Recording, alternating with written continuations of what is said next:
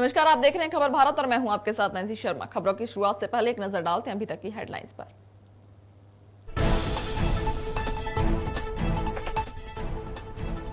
साध्वी प्रज्ञा ठाकुर ने हेमंत करकरे के खिलाफ दिया विवादित बयान। कांग्रेस पूर्व प्रदेश अध्यक्ष ने किया पलटवार, कहा सांसद ने दिवंगत आचार्य के चेहरे पर पोती कालिक।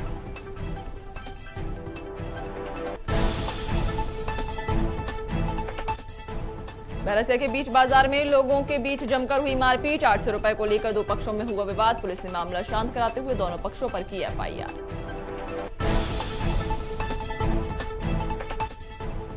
भोपाल में बीजेपी के आपातकाल दिवस मनाने पर बोले कांग्रेस प्रवक्ता, कहा उस समय आपातकाल वैधानिक था। प्रवक्ता भूपेंद्र गुप्ता ने शिवराज सरकार पर उठाए सवाल। आगरमालवा में आंगनबाड़ी कार्यकर्ताओं ने शुरू की अनोखी पहल। घर घर जाकर लोगों को कर रही जागरूक। डेंगू और मलेरिया से बचाव के बताए उपाय। और आगरमालवा के सुसनेर में भाजपा ने मीसाबंदियों को किया सम्मान। भाजपा मंडल ने विश्राम गृह पर मनाया काला दिवस। कांग्रेस पर जमकर साधा निशाना।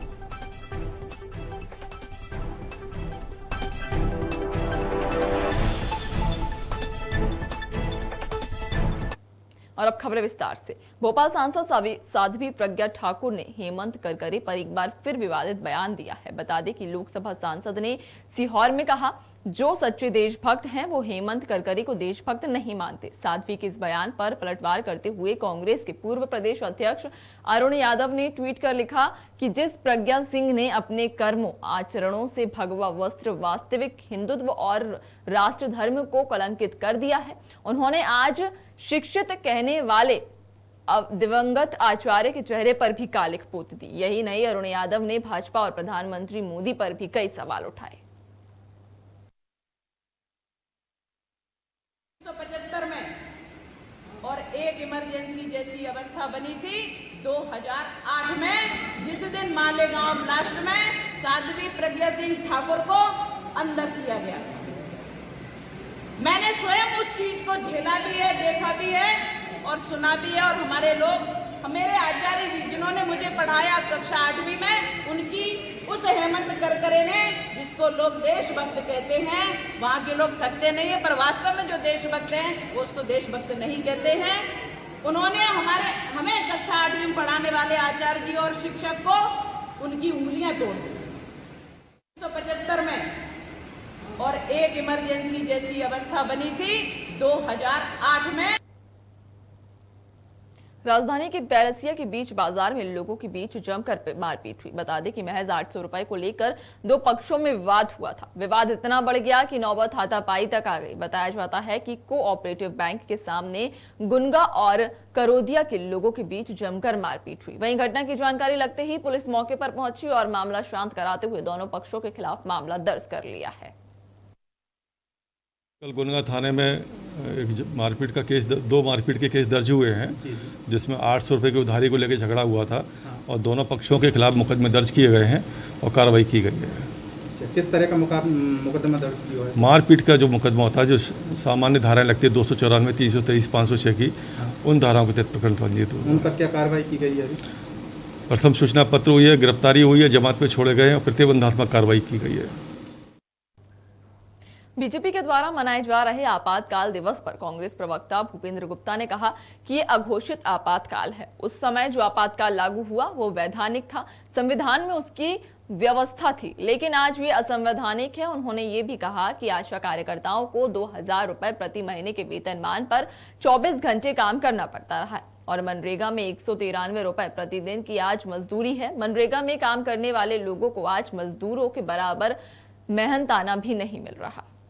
ये अघोषित आपातकाल है और आपातकाल में तो कुछ भी नहीं हुआ था। जो अत्याचार आज हो रहे हैं जनता के ऊपर बिना घोषणा के, आपातकाल तो वैधानिक आपातकाल था, संविधान के अंदर उसकी व्यवस्था थी।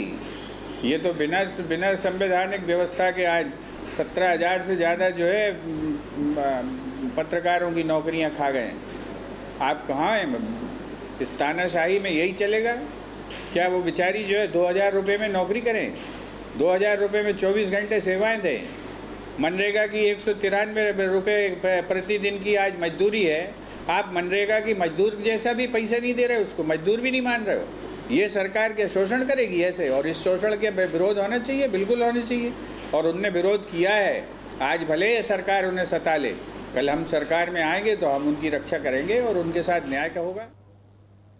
आगरमालवा जिले के सुसनेर में चलाए जा रहे मलेरिया जागरूकता अभियान के अंतर्गत आंगनवाड़ी कार्यकर्ताओं ने लोगों को घर घर जाकर जागरूक किया। बता दें कि आंगनवाड़ी कार्यकर्ता श्रद्धा वर्मा, शबनम खान और एएनएम रमा यादव के द्वारा घर घर जाकर रहवासियों को मलेरिया और डेंगू बीमारी के प्रति जागरूक किया जा रहा है। साथ ही इन बीमारियों से बढ़ती जाने वाली सावधानी के बारे में भी अवगत कराया गया।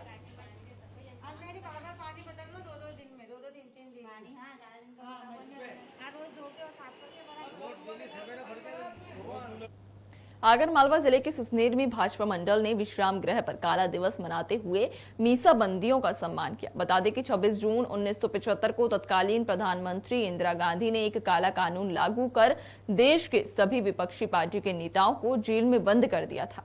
इसी के अंतर्गत मीसा बंदी रतन सिंह परमार, गोवर्धन शुक्ला, पारस जैन का सम्मान किया गया। इस अवसर पर मंडल अध्यक्ष सज्जन सिंह कलारिया, मंडल महामंत्री पवन शर्मा, मीडिया प्रभारी मुकेश हरदीनिया समेत कई लोग मौजूद थे।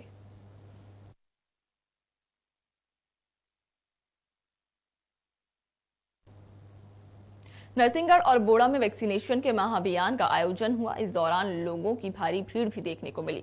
वहीं सोशल डिस्टेंसिंग की इस दौरान जमकर धज्जियां भी उड़ाई गईं। बता दें कि लोग केंद्र के बाहर खड़े होकर अपनी बारी का इंतजार करते नजर आए। जब हमारे संवाददाता हेमराज सेन ने ग्राउंड रिपोर्टिंग की तो पता चला कि प्रशासन के द्वारा वैक्सीनेशन के लिए कोई पुख्ता इंतजाम नहीं किए गए थे।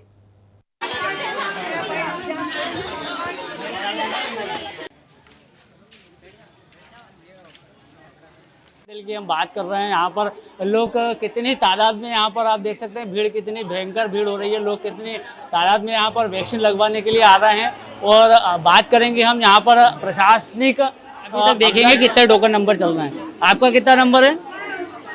55 नंबर, टोकन नंबर 55 है। अभी आप देख सकते हैं 55 टोकन नंबर है। और अभी कितना चल रहा है अभी हम बात करेंगे। 250 से ऊपर चल रहा है। आपका क्या कितना है? 15 नंबर। 15 नंबर भी अभी तक लगा नहीं है। और तो पहले वहाँ लाइन लग रही थी, वहाँ कहती वैक्सीन खत्म हो गई, फिर यहाँ बाहर घेर दिया, वहाँ नंबर लग गया था, हम यहाँ पीछे रह गए, पाछा में भीतर रह गया था। 12 बजे का हूँ। आपका नंबर भी नहीं आया, क्या बोले? कुछ नहीं, अभी वैक्सीन खत्म हो गई। वैक्सीन खत्म हो चुकी है। 12:30 बजे से नंबर में लगा, 2:30 बजे वापस निकाल दिया, वैक्सीन छूट गया क्या? अभी 1-1.5 घंटा नहीं आया, फिर नंबर में लगा 5 से 4 बजे की। हाँ, मेरा नाम डॉक्टर राजेश उड़ेला है। यहाँ पर हॉस्पिटल में जगह टारगेट डोज था वो 500 के आसपास था। आज में एक सेशन साइड में 250 डोज कंप्लीट लग चुके हैं और एक पे अभी शायद 25 डोज ड्यू बचे हैं। अभी नरसिंहगढ़ से शायद अभी इंफॉर्मेशन आई है कि 100 डोज के आसपास हमें वापस मिल जाएंगे। अभियान के अंतर्गत हमें 2000 डोजेस मिले थे, जिसमें हम 1500 डोजेस कंप्लीट कर चुके हैं। और अभी जिस तरह से हम लोगों में उत्साह देख रहे हैं तो 500 डोजेस की और डिमांड की है, तो अभी वर्तमान में 500 डोजेस और मिल जाएंगे। तो आज कुल 2500 का हमारे पास टारगेट है। फिलहाल के इस बुलेटिन में इतना ही। ताज़ा तरीन खबरें देखने के लिए बने रहिए आप खबर भारत के साथ। नमस्कार।